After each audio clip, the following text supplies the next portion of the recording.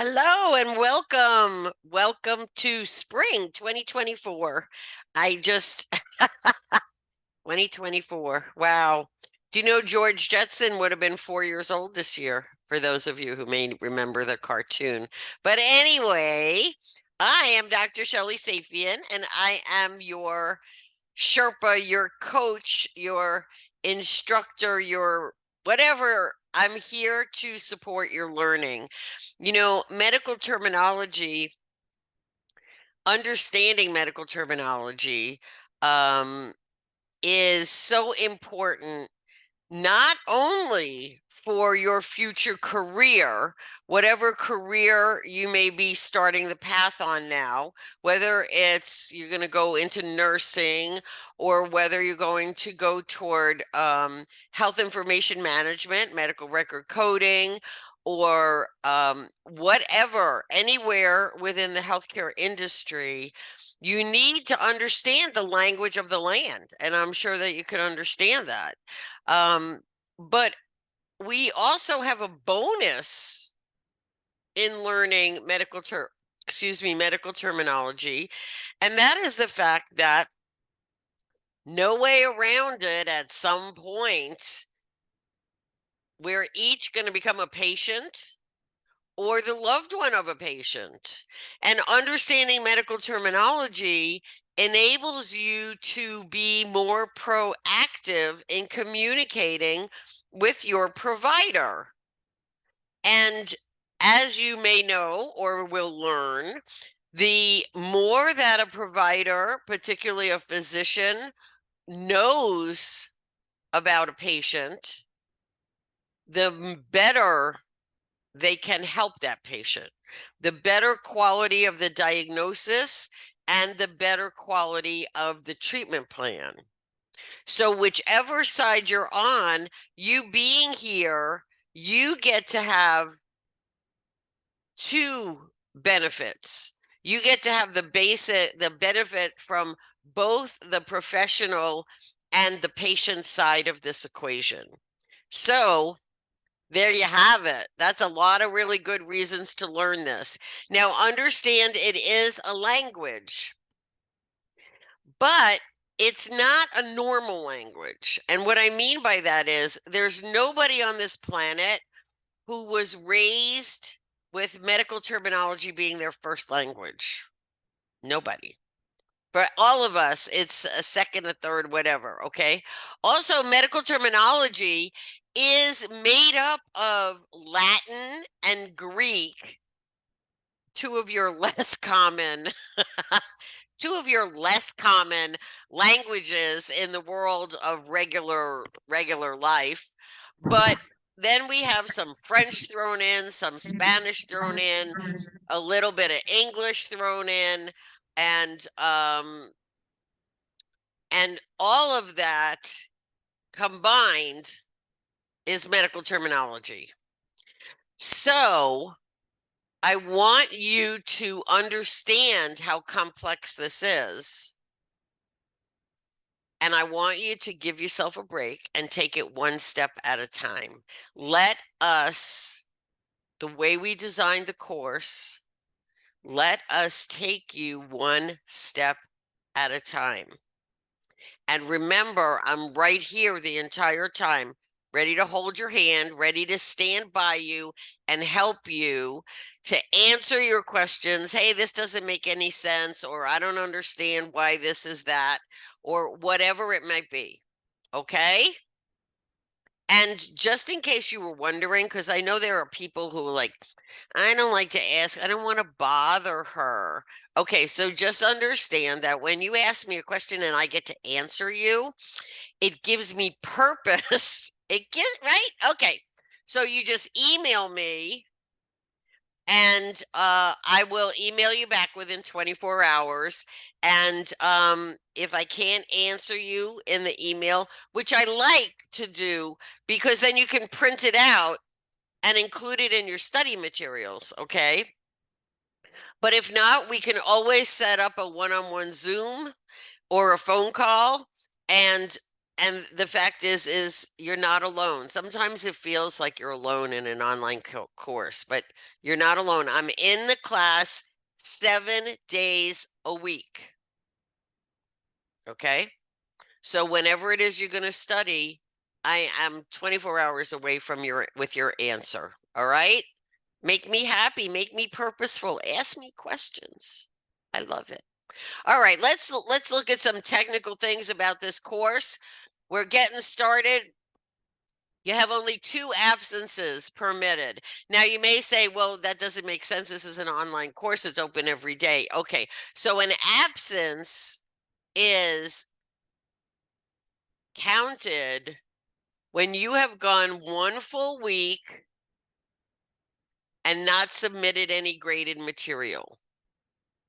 Okay? You have graded assignments every single week.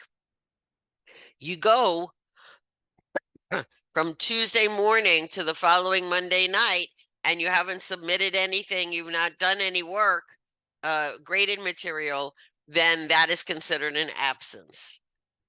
I don't recommend it. And remember, this is an online course.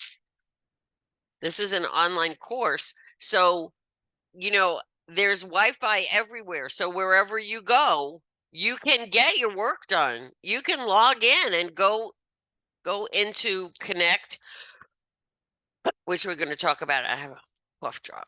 Okay. All right. So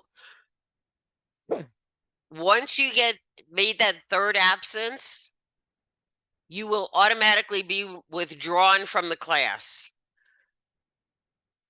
And that's a waste of a learning opportunity. Okay. Your graded assignments, homework testing, graded assignments. Excuse me, I'm so sorry. You get 1 reopen, you get 1 redo. One, not a week's worth, just 1 assignment where, oops, I skipped over that and I didn't do it, or I did it and I don't like my grade, I want another chance. Only 1, the entire course. Okay. It's now through May. 1 assignment, not a week's worth of assignments, 1 assignment. But you guys are here for I'm so sorry. I promise I haven't been coughing all morning. You guys are here to get an education, to make your life better, to improve your career opportunities. And that's going to happen, but you got to show up. Okay? All right. Deadlines each and every week, Monday night. So you have until Monday night each week to get your work done, except, of course, because what's a rule without an exception? This week, this Monday, January 15th, Monday, is Martin Luther King Day. So in honor of Martin Luther King, you get an extra day attached to week 1. So your work will be due January 16th. And please do not wait until the last minute. Because number 1, nobody does their best work crashed up against a due date. Number 2, this is online, and online involves technology. And technology is a blessing. It really is. It has brought us all so much in our lives and education, right? This gives you a chance to go to school at any point 24/7, right? No worries about transportation, no worries about getting a babysitter, none of that. But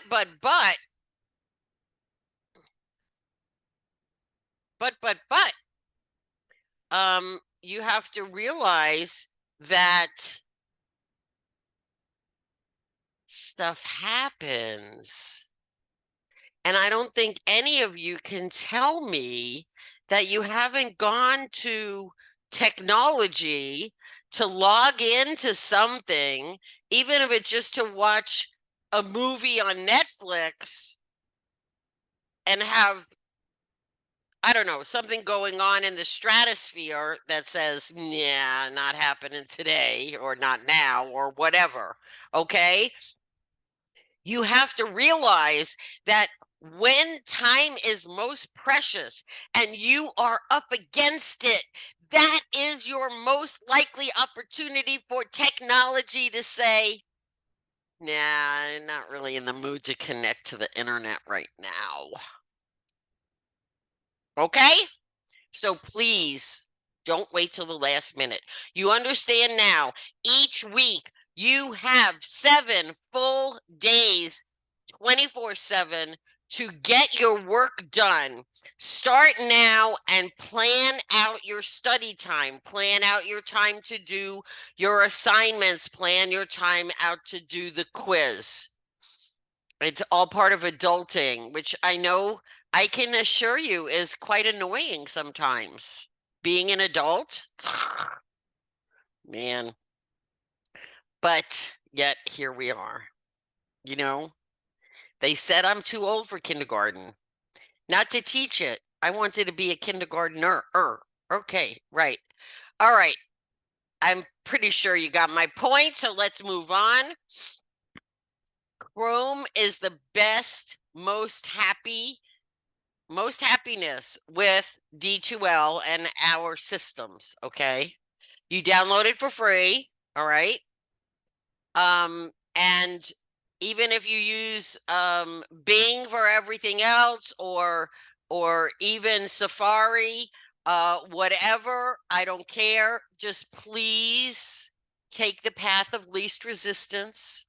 Take the path of, you know what? I don't feel like getting frustrated today. So I'm going to do things the easy way. All right. Go find other things in your life that'll frustrate you. I have no doubt they're there because I have them too. All right. And then grading scale.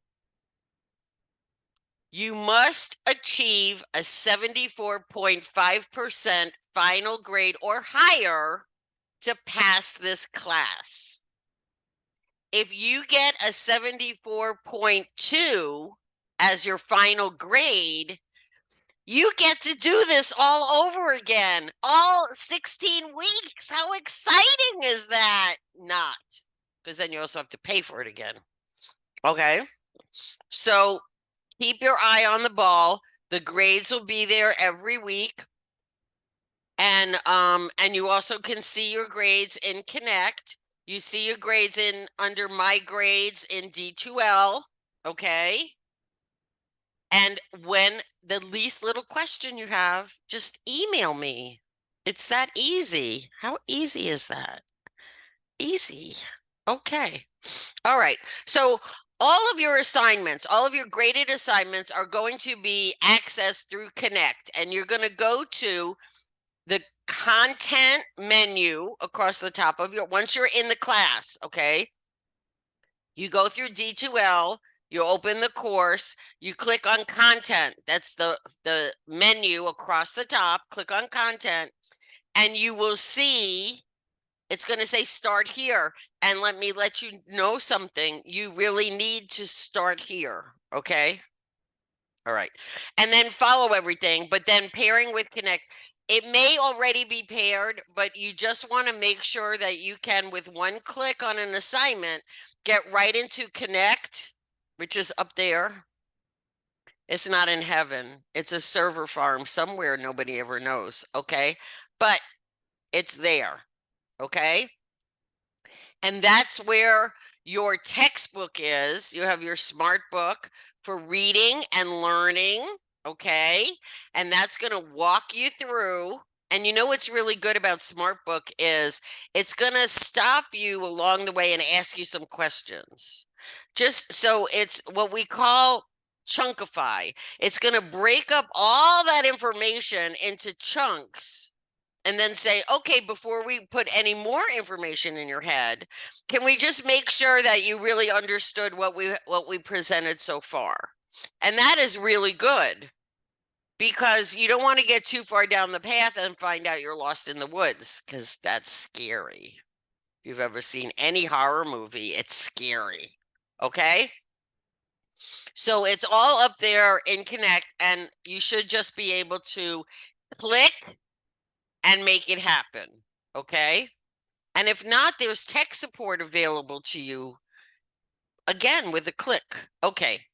Now, also under Start Here, you will, and this is what I was talking about, is these are all your assignments for week 1, and all you have to do is click on it, and it'll take you right there, and then you can do the assignment. But I also wanted to point out to you the first item, student information form. You must finish this. You must, and it's set up as a quiz. It's not a quiz. That's just the mechanics, so that you can just go in. You're not downloading and writing anything out. You're just gonna put it right in there, put the information in there, and then submit it. Okay. And then I will be able to see that you did that. You must do this no later than next Tuesday, January 16th, 2024, 11:59 p.m. You got to do it before then. Okay. You got to do it. This is not even a real quiz, because it's asking you things that you really got to know already, like your name, your address, and your phone number, right? Okay. So here's what happens if you don't do this by January 16th. Starting January 17th, I will be forced to go in and take 5 points off of every grade of every assignment. Everyone, until you complete it. And there's no backsies. So why would you work so hard to get a good grade? Because you're learning. And that's all the grades are. Grades are just a measurement of your learning. Okay. And then throw away 5 points. That's ridiculous. Okay, wait. The dog is sitting on my desk. See, that's with the little head. That's her place, as she sits between me and the computer. Okay, so just go do it today. It's going to take you 5 minutes, because I'm guessing that you've already memorized your name, address, and phone number, right? Right. Just do it. Let it be done. Okay. But I just had to tell you about the penalty. Otherwise, that wouldn't be fair. All right. Also, I want you to, as you're planning your week out, I want you to make sure that you do not skip over any of these items. Okay? And I'm telling you this because I've been teaching this class for a long time. And I'm going to tell you right now, you see this first one, Connect and Smart Book Orientation? Okay? There are fancy pantses that are just going to skip right over that. Except it has points toward your final grade attached to it. So by January 17th, if you don't do it, it's going to turn into a 0. And then do you really want to use your one and only redo for that? Because I promise you, because I've had students who, here we are in week 14, 13, 14, getting close to the end of the course. And then somebody's going to email me and say, oh, my grade needs a boost. Why do I have a 0 here? Well, you have a 0 because you did not do the assignment when it was due. Okay. So please, it's all nice and neat, like a little checklist. Okay. Follow the checklist one thing at a time, and you will be cruising for an A. Oh, I love that. I love A's. Okay. All right. All right. Another very, very, very, very, very, very important thing. You remember just a few minutes ago, I was talking about technology being a blessing and a curse, and you can count on the fact that when you are up against a deadline and you have work to do to boost your grade, to earn that grade, and that is when you're going to lose power. That is when you're going to, I forgot to charge my phone or my iPad or my laptop. Oh, Okay, but so this is really serious, all right? Especially because we're in January. And as you may have noticed over the last few days, the weather events come, right? Weather events, you can easily, a storm can come, boom, and you can lose power for an hour, a day. We don't know, okay? So I want you to, again, do this today. I want you to create a contingency plan. And what that means is, what if I lose power or internet service? And, you know, you could lose internet service because Spectrum is, I don't know, trying to figure out a way to rack another couple of dollars out of you on your bill. Okay.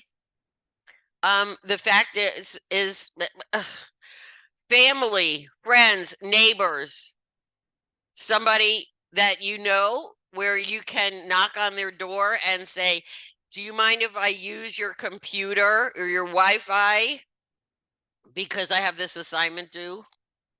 Okay. You got to have friends, family, or neighbors who have internet, right? Okay.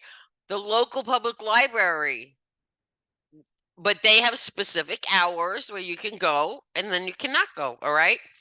But local restaurants, McDonald's, Wendy's, Panera's, like virtually, I don't think I've ever been in a restaurant lately where it doesn't have our Wi-Fi username and password, for free Wi-Fi.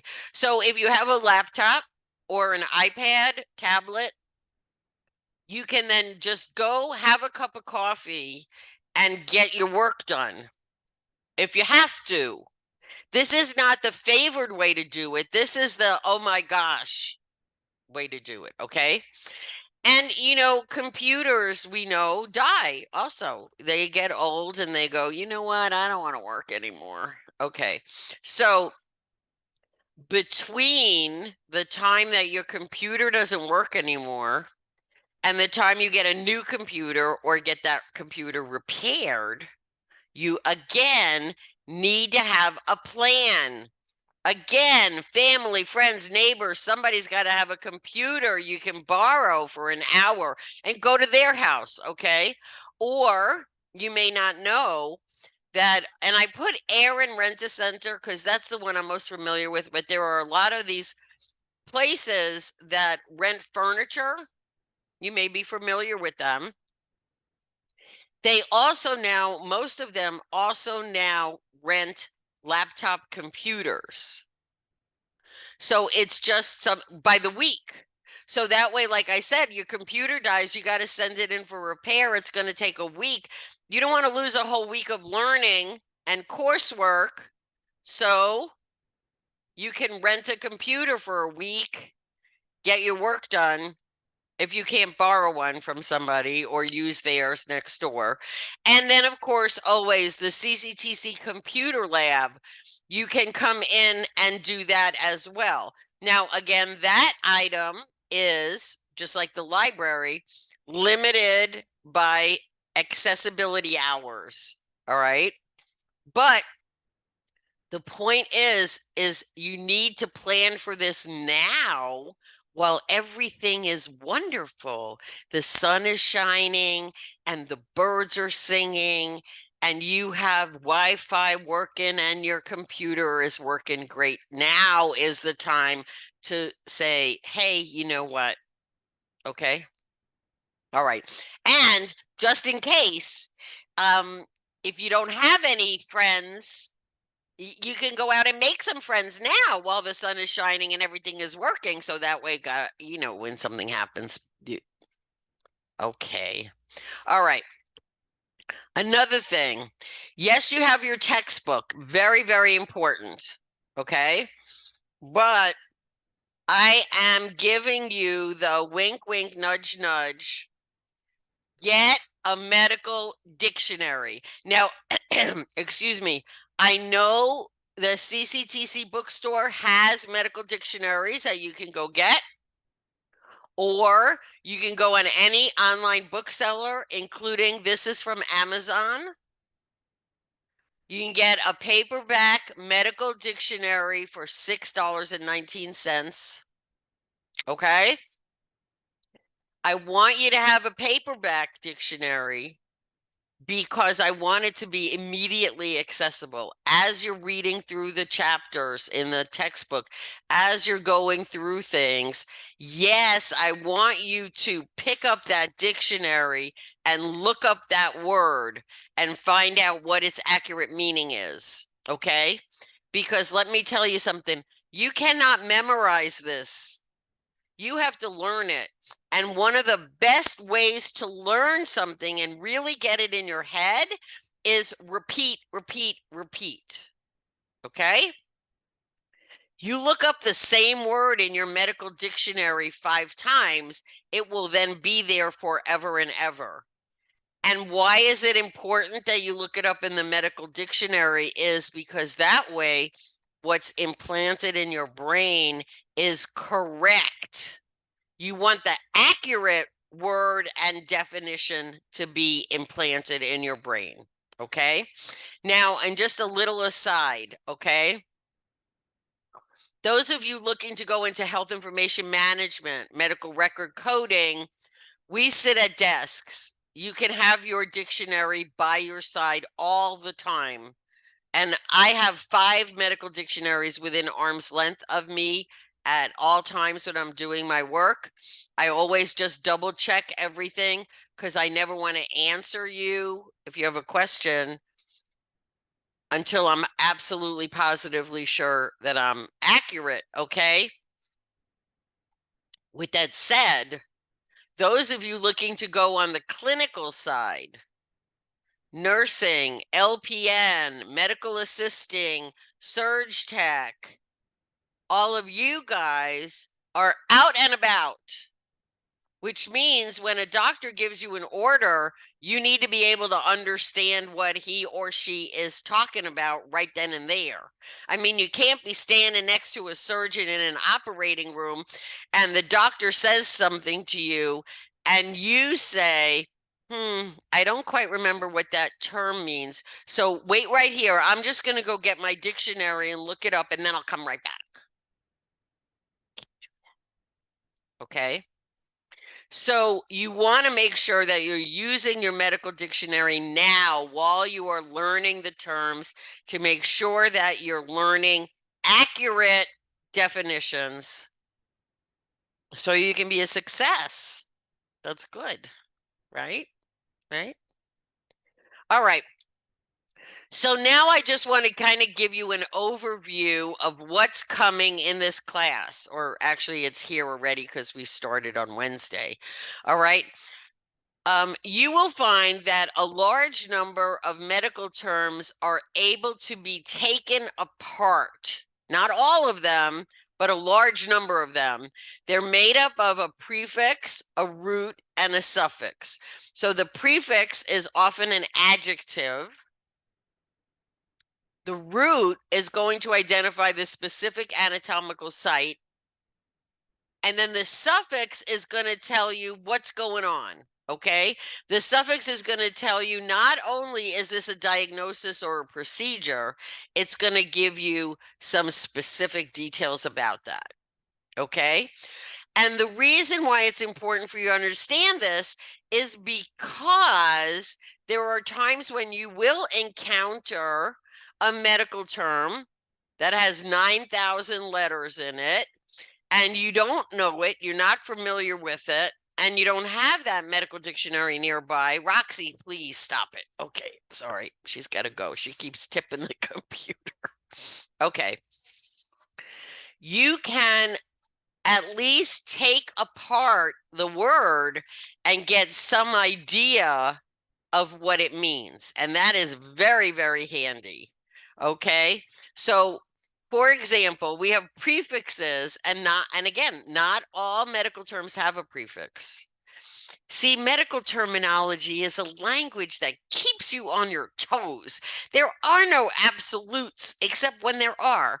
There are rules throughout this language, except when they decide to break the rules. You know, it's just fun, right? Uh-huh. Okay. So you may see prefixes. So this would be the beginning of the word. Ankle not related to that bottom part where your leg attaches to your foot. It's the and it's spelled with a Y. See that? And that means fused or stiffened. You might see anti, A-N-T-E, not A-N-T-I, which means against. This is A-N-T-E, which means in front of. Okay, now we're all kind of from southeastern United States, so you may have heard the term antebellum, right? Antebellum, anti, A-N-T-E, means before. Bellum refers to the Civil War. So if that's an antebellum house, you know that that house was built before the Civil War. Look at that. Gyna refers to a female or a woman, aka gynecologist, okay? And tachy means fast or rapid. Now, in medical terminology, we may say tachycardia, which means the heartbeat, cardia, heart, okay? Heartbeat is fast, all right? Some of you, if you're into cars, or if you have a car, you'll notice on your dashboard, you know how you have the speedometer, which tells you how fast you're going, and that other thing, that's the tachometer, which is telling you how fast the engine is revving. See, you didn't expect car information to be learned in this. You never know. You just never know. Okay. So that's just a sampling. Now, roots, as I said, most often, because, most often the root of the term will refer to the anatomical site. Anatomical site, anatomical part of the anatomy, okay? So you will see cardio is heart. That's like I just said tachycardia, tachy, fast, cardi, heart, yeah, refers to a condition of a fast heart, okay? Salping are your fallopian tubes. So if you know somebody, or maybe you have had a salpingectomy, that means the fallopian tubes were removed.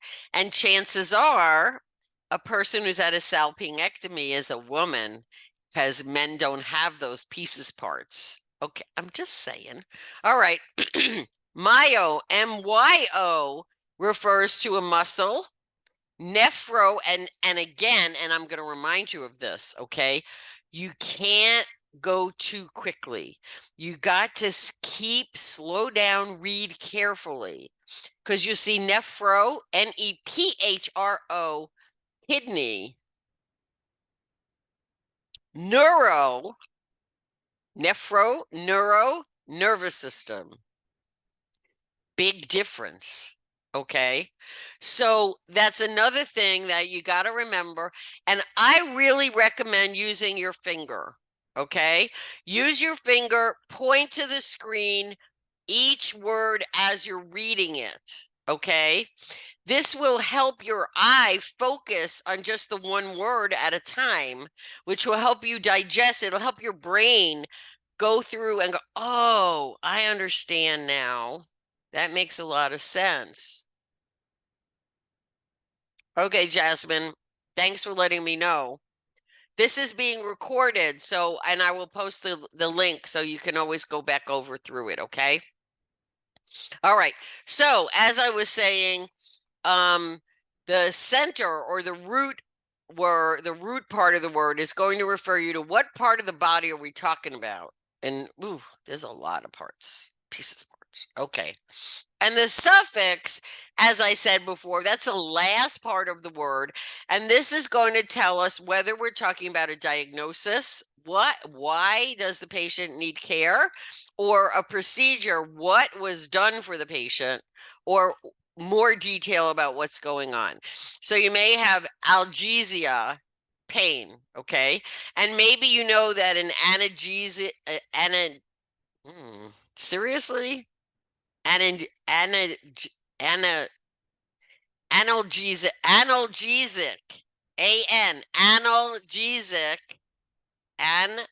analgesic, an means without, Analgesia is pain.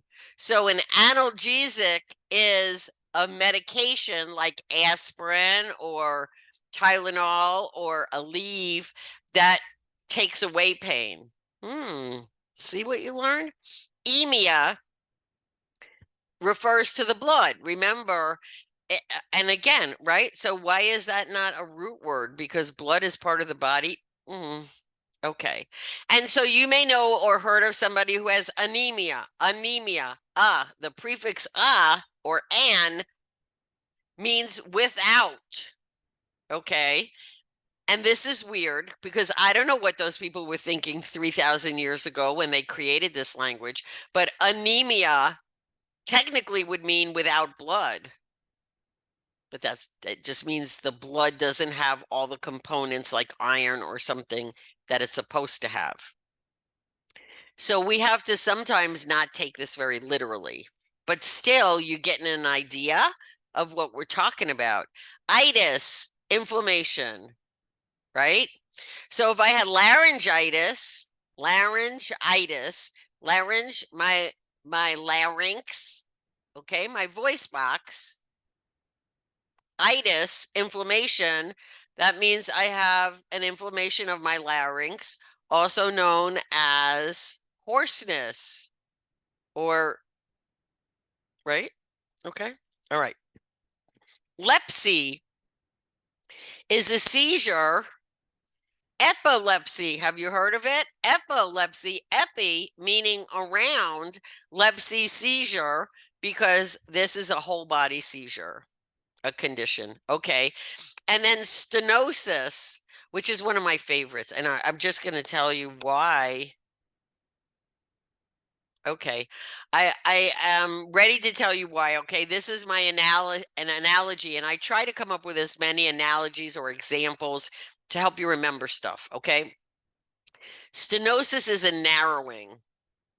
And most often you'll hear this referred to the cardiovascular system is somebody may have a stenosis of their arteries, arterial stenosis, which is arterial mean the arteries and stenosis meaning narrowing, which means the blood is not coming through at its normal pace because something is partially blocking it. And the way I remember this is I think of an interstate during and so if there was a car broken down in lane 1, so now all of a sudden we have a 3-lane road, but all the cars have to only have 2 lanes to go through. Or maybe there's construction and the 3-lane road is now 1 lane traveling, slows everything down. Okay. I refer to that as the interstate having stenosis. To help me remember, stenosis means narrowing. Okay, that's my little golden, I'm doing the bit. See? That was Siri. She likes to eavesdrop on my conversations. But at this point, she was right, and I was right. Both of us were right. See? Okay. The other thing, besides all of these incredibly long words with all their different pieces, parts, the other thing you must pay attention to is spelling. Because spelling, and again, if they were alive, I would like to smack the people who created this language, okay? Because there's no reason for this. But yet, okay. So look at these 2 words. You have aphasia. They both pronounce the exact same way. They both sound the exact same way. Aphasia and aphasia. One with an S and one with a G. But these are totally different diagnoses. Aphasia with an S is an inability to form speech. It's a neurological, not unusual late effect or from a stroke. Okay. This is not the ability to speak, as in I have laryngitis, I can't speak. This is neurological inability to form speech with an S for speech, okay? Then you have aphasia with a G, is the inability to swallow. So I like to remember G for gut, okay? It's not getting there. Aphasia, also a known late effect of a stroke, but other things cause this. All right. The inability to swallow. And next to these words, you can see on the slide, next to aphasia with an S, neurological. That's a defect in neurological, and you're going to have a neurologist as the attending physician. Okay. Whereas if the patient has aphasia with a G, because it's inability to swallow, inability to get food down to your gut, that's a digestive disorder, and that's going to require a gastroenterologist. Okay? Now, unfortunately, the people who created this language are all long dead, so I cannot smack them. I wouldn't really hurt them. I'm not a violent person, but still. So we are left with the requirement that we have to pay careful attention to not only the words, but how the word is spelled, how it looks, okay? And use that medical dictionary, especially now in the beginning. It really is going to be a lifesaver to you. I promise that. All right, here's another one. Ilium and ilium. Again, sounds exactly the same.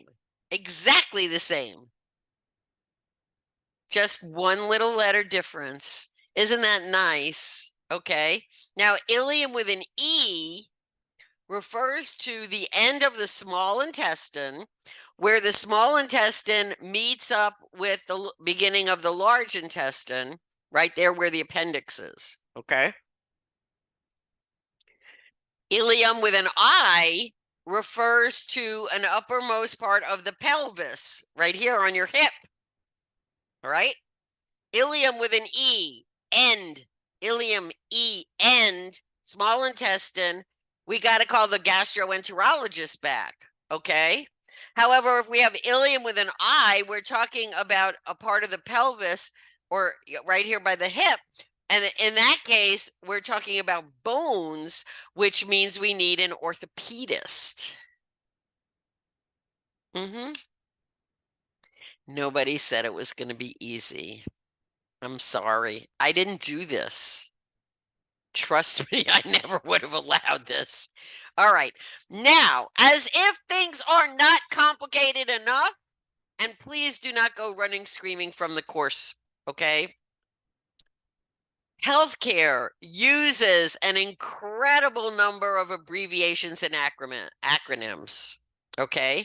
Now, the first thing I want you to remember is if you see an abbreviation or an acronym, whether in class or on the job, if you're working in the industry at the time, I want you to remember that many abbreviations and acronyms mean more than one thing.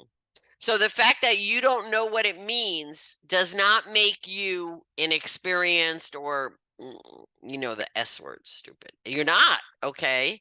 It's the responsibility of the person using the abbreviation or the acronym to tell you what it means at first use. Now, I know this is a little off topic for this course, but the Joint Commission actually has a law, a rule that says every facility must publish an approved abbreviations list that assigns one and only one definition to any abbreviation used within that facility. And of course, it's going to be different from facility to facility. Okay. So here are just a few examples. AC.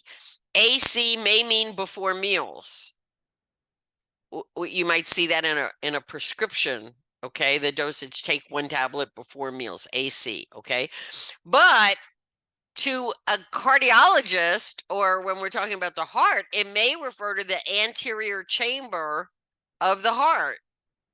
Or if you're talking to an orthopedist, it may refer to the acromyoclavicular, which is here in your shoulder. Okay. Again, don't you want to join me and dig those people up and smack them? Just like a Gibbs smack, if you ever watched NCIS. Nothing that's going to hurt them, but what were you thinking? Okay, CVA can be a cerebrovascular accident, or it could be referring to a costovertebral angle. Costo-rib, vertebral, vertebrae, your spine, the angle, how it's attached. Okay. I am. If you're about to administer medication, it could refer to intramuscular, or it could refer to intramedullary, or it may refer to the department in the hospital called internal medicine. Thank you so much. And last but not least, NSD, normal spontaneous delivery, what every woman who is pregnant would like to have. But no, it may also mean normal standard dose for a particular medication. Ugh, thank you, thank you, thank you, thank you. So you're right here at the beginning. Get that medical dictionary. Make sure you read the chapters in the book and connect. They're right there. And please, please, please ask me questions. Give me purpose for being here every day. Okay. We can email back and forth. That's my favorite because then you can print out my answer and use it to study. But sometimes it's hard because you may not know exactly what to ask. So in that case, we can set up an appointment to speak on the phone. We can set up an appointment to do Zoom one-on-one, or FaceTime if you have Apple. And whatever it is, I'm here to support you. Okay. Make sure you pay attention to my email address.